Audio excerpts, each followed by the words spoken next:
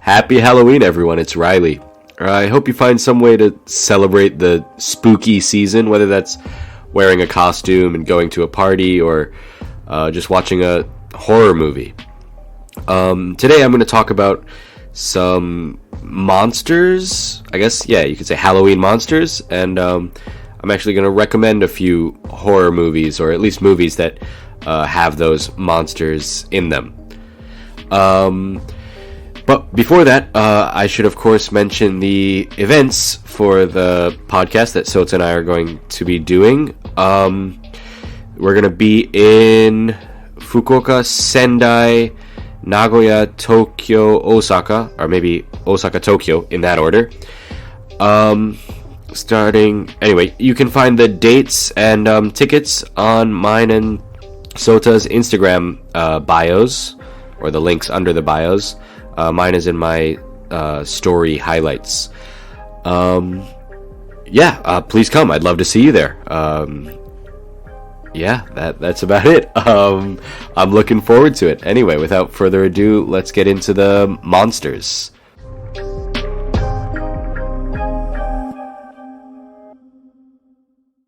Okay, yeah, so nowadays on Halloween, there's like a ton of costumes that people wear. Police officers and soldiers and things like that. But like the classic ones are usually monsters. So today I'm going to talk about 5 of those monsters, or creatures is maybe creatures, monsters, I don't know, both words are probably okay for some of them. So I'm going to talk about ghosts, vampires, werewolves, Frankenstein, which is maybe a kind of zombie. Maybe I'll get into zombies a little bit. And witches.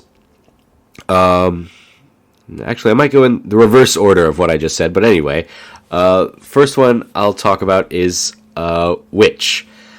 So the witch in, I don't know, I could say America. Maybe I could say the West. When you say witch, most people will think of like an ugly woman with like green skin and a big nose with a wart on her nose. Like a wart is like a growth, I guess, like a kind of bump on her nose, I guess you could say. She usually has a big black hat, a broom that she can fly on, and she often has a cat. The reason for that cat is that witches were, well, back, I don't know, let's say 300 years ago and more, witches were, people thought witches were real, and they thought that witches were, like, working with the devil in some way. They were like the devil's servants on earth, I guess you could say. And I think the reason for the cat is like the cat is part of the agreement that the witch and the devil made. I think maybe the cat is like a demon in disguise. A demon being like a little version of a devil, I guess. I think. I could be wrong about that. That's maybe just one version of the story. But anyway, some famous witches. Maybe the most famous one, and the one that looks the most like a witch when people think about it, is the Wizard of Oz witch, the Wicked Witch of the West. The one that Dorothy and company spray with water, or splash with water, and then she melts. I'm not sure if the water thing is normal for witches. I don't know if that was something people thought before that movie, or if that was originally from that movie. Another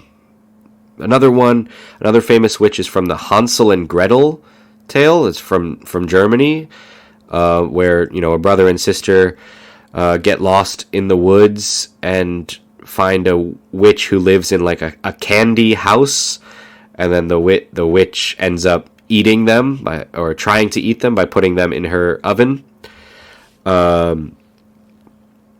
So yeah, witches are often kind of tricky. They trick you. They're not just they're evil, but they do it in a tricky way rather than like an aggressive way, I guess. When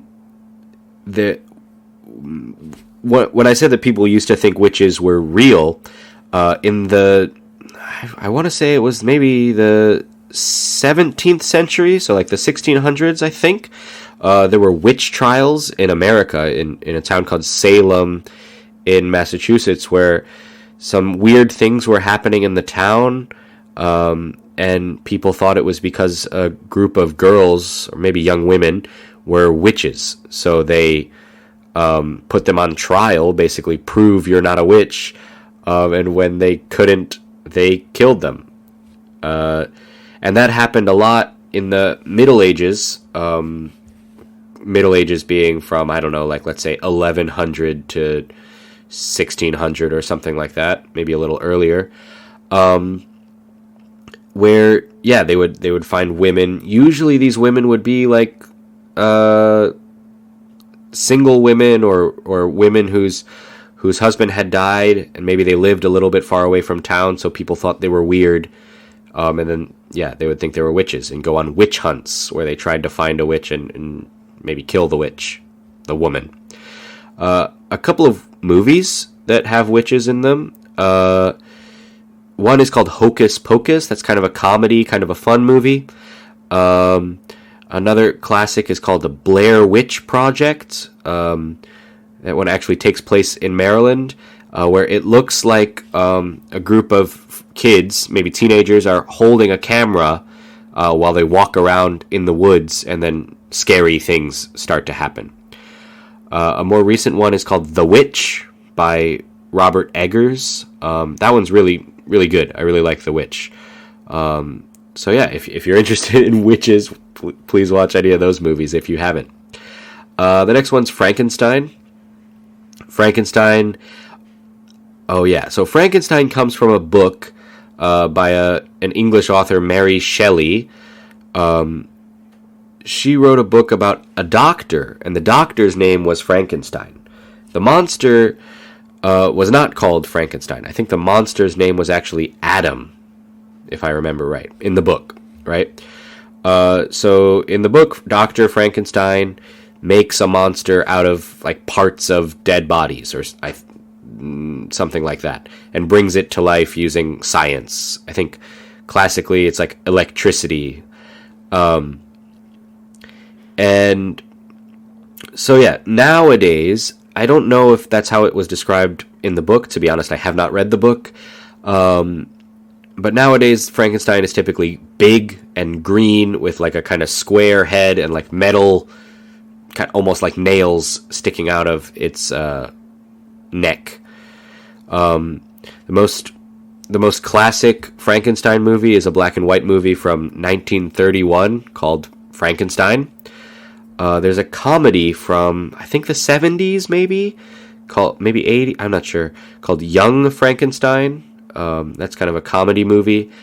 And then there is a Spanish movie called Spirit of the Beehive in English, or El Espíritu de la Colmena in Spanish, which is kind of about Frankenstein. It's about a girl who becomes obsessed with the story of Frankenstein in her little village. And that one's really good, one of my favorite movies. So if you have any time, go ahead and watch them. The next monster, a werewolf, right, is a man who becomes a wolf when they see the full moon. Sometimes he becomes like an actual wolf, and sometimes he becomes like a half man, half wolf kind of monster during the full moon, right? Usually the werewolf becomes a werewolf when a regular man is bitten by another werewolf. Which means it's not really clear how the first werewolf happened, but anyway. I think this one is kind of like witches, where in the Middle Ages, 500 years ago or so, people would try attack men who they thought might be werewolves because they lived in the woods or something like that. Think maybe the only movie I could really think of with a werewolf in it that's classic. Of course, there's like the Harry Potter movie. I think the third Harry Potter movie, one of the characters is a werewolf. But the most classic one from the 80s is An American Werewolf in London. If you haven't seen it, that's a good one. Next one is vampires. So there's a lot of stuff on vampires. The classic one is they kind of wear like this black suit. They suck blood. They don't like light. They don't like the sun. They don't like garlic for some reason. I'm not sure why that is. And you can kill them by putting a stake, like a wooden stake, which is, a stake means like a sharpened stick, right? Not like the food, in their heart. They're also, connected with bats. And often vampires have a familiar. So that familiar, they use the same word with witches and their cat. They call it a familiar. With vampires, it's often a person who is not a vampire, who is like their servant, their helper. So vampires were like a common folk tale from maybe Eastern Europe, Central Europe, for hundreds of years. And then they were, how can I say this? There was a book made by an Irish author, Bram Stoker, and he made the book Dracula. And I think he based Dracula a little bit off a real character named Vlad the Impaler, who was a lord of Transylvania, which I think is in modern-day Romania, and he was supposed to be like an evil guy. He impaled people, which means you put them on a stick, basically, so that they die. And then, so Bram Stoker's Dracula is kind of the classic Dracula guy. That's the story of a man who travels to Transylvania and gets kind of like trapped, and then Dracula goes back to that man's hometown to try to marry, I guess, his wife or fiancé. I forget which. So there's a connection between Dracula, vampires, and Romania a lot. A classic movie is called Bram Stoker's Dracula by Francis Ford Coppola, the same director who made The Godfather, if you've seen that. And that one has Gary Oldman, who is one of my favorite actors. He was also in that third Harry Potter movie. He played Sirius Black. But anyway, he's Dracula in this movie. And then True Blood is a series. I've never seen it, but it was very popular in America a few years ago. True Blood, it's called. It's a series, a drama, I guess you could say, about vampires. Okay, and last one is ghosts. So ghosts, they're not just a Western monster. Of course, like, I think most cultures have ghosts in them. I think it's maybe only in the West, in America and such, I'm not sure, where ghosts have that kind of like the white sheet, where the ghosts look like a person inside of a white sheet with like two black eyes. I don't really know where that comes from, but that's kind of the classic depiction of a ghost.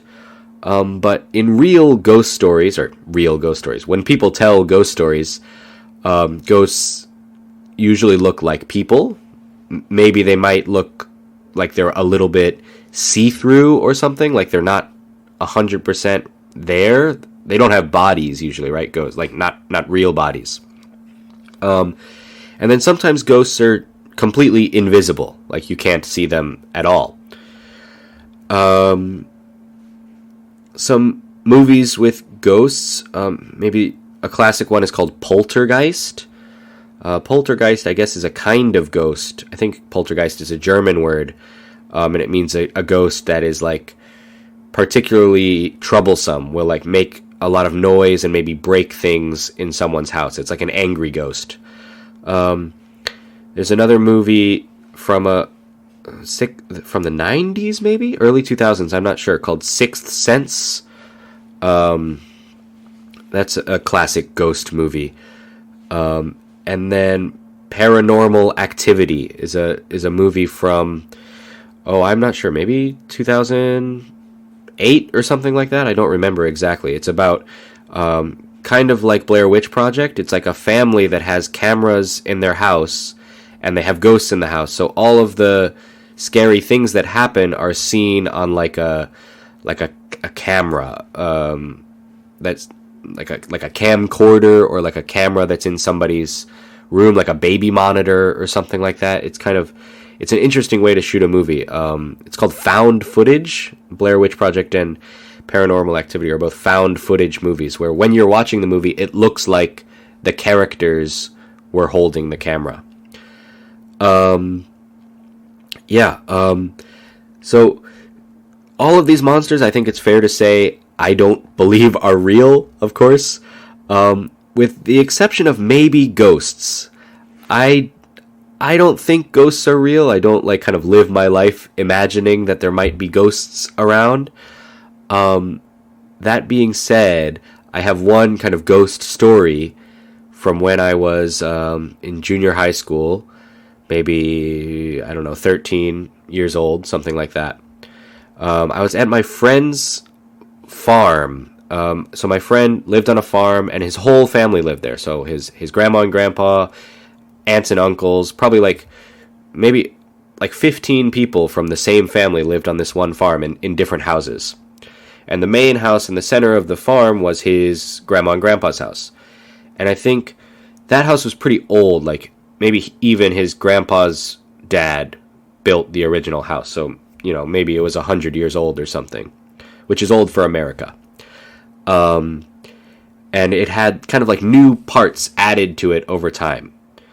But anyway, we were in this house, in Grandpa's house, in the old part, and it seemed like nobody was home. And we were looking for something. I don't remember what it was, but we decided, because no one's home, we should go look for it in the attic. The attic, right, is the part of the house that's above the ceiling. Sometimes there'll be storage above the ceiling. And in this case, there was a little door where a door in the ceiling where you could pull a string. The door would open, and a ladder would come down so that you could climb up the ladder to the attic. And we knew we probably weren't supposed to be in the attic. I think there were some expensive things there, or old family heirlooms is the word, old family things that probably kids shouldn't be playing with because they might break, and they're valuable, or at least valuable emotionally to the family. So we knew we weren't supposed to be up there.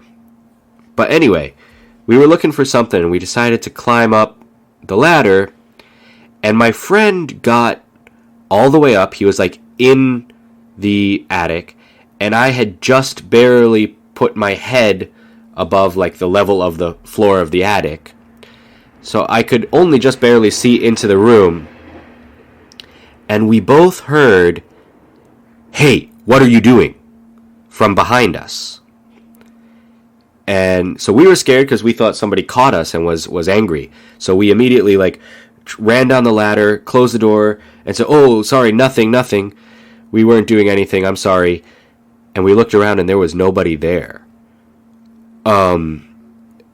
And we called, we yelled out into the house, "Hey," we thought maybe it was his grandma or maybe one of his aunts, so we were calling different names.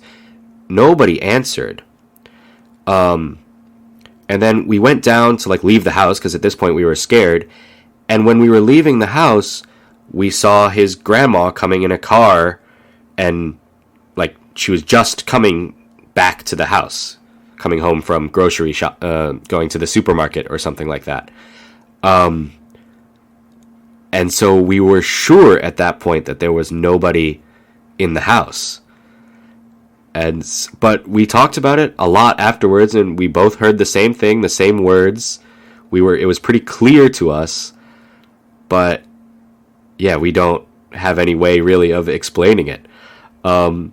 So it's possible that maybe one of his aunts was in the house and was kind of playing a trick on us, because we couldn't find her after she didn't answer us. But I don't know. Maybe it could have been, I don't know. Like I said, the house was very old, and some of my friend's great aunts, his grandpa's brothers and sisters or something, had died in that house before, and maybe his great grandfather had died in the house. I forget, but it was clearly a woman's voice. So anyway, we talked about it to some of his family, and they said, "Oh yeah, I've heard voices in the attic too before. We don't like to go up there," and stuff like that. And so I don't know if they were telling the truth, or again if they were just trying to like scare us because they could tell we were already kind of scared. But anyway, yeah, that's the only kind of ghost story, any experience with ghosts that I have. Yeah. So I hope if you have a chance to maybe watch one or two of those scary movies over Halloween. Yeah, and happy Halloween, and I hope to see you at one of the live shows. Bye-bye.